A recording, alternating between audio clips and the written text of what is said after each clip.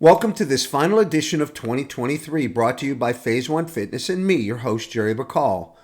Today we will say adios to a year gone by with a brief recap of everything we've discussed over the last 12 months. But first, I wanted to take the time to thank everyone who has supported this little experiment of mine that has become something enjoyed by many. On behalf of myself and my family, I wanted to thank you all once again. We started Season 2 with a two-part series on Mike Mentzner's heavy-duty training, introducing you to the man himself and his many accomplishments in bodybuilding. We introduced you to the heavy-duty training philosophy by touting the concepts of high-intensity, variable resistance, and short-duration training. We showed you the advantages of Nautilus equipment and the benefits it gave. For reasons unknown that make no sense, Nautilus equipment is no longer being manufactured, but the concepts it used can be utilized in today's bodybuilding world.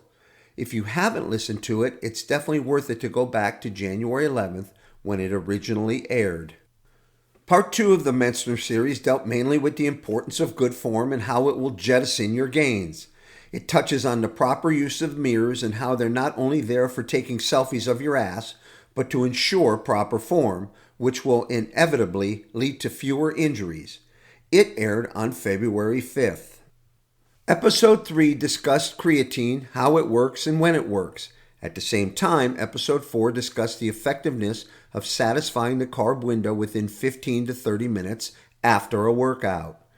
Episode 5 explained the importance of training wide to get wide. You cannot expand your physique from delt to delt without training wide and using lateral movements whenever possible. While Episode 6 discussed the science and importance of staying hydrated. It expresses just how important proper hydration is and the best ways to avoid dehydration.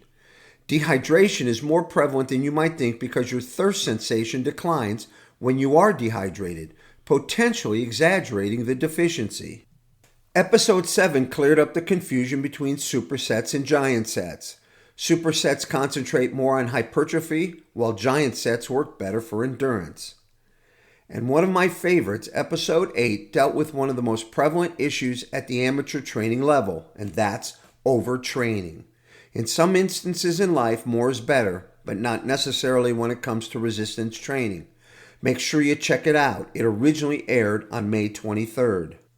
In Episode 9, I discussed another significant problem I see in the gym at the amateur level, and that's proper form.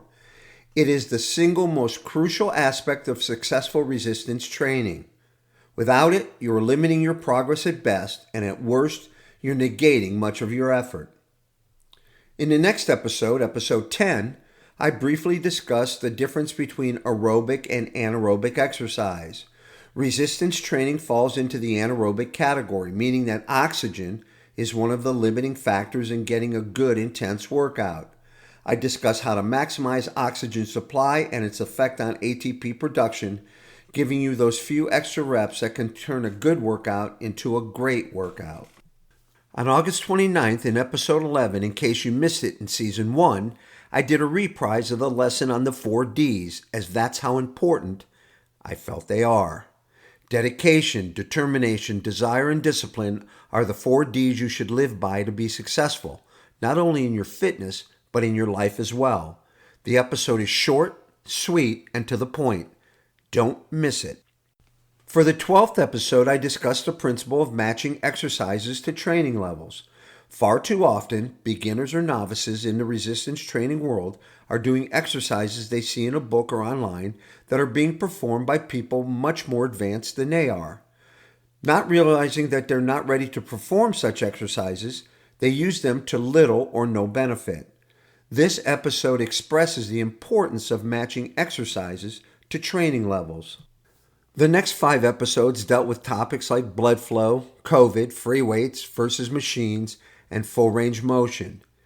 If you've missed any of these broadcasts, you should go back and listen, as you will find that they are packed full of tips that you can use for your everyday workouts.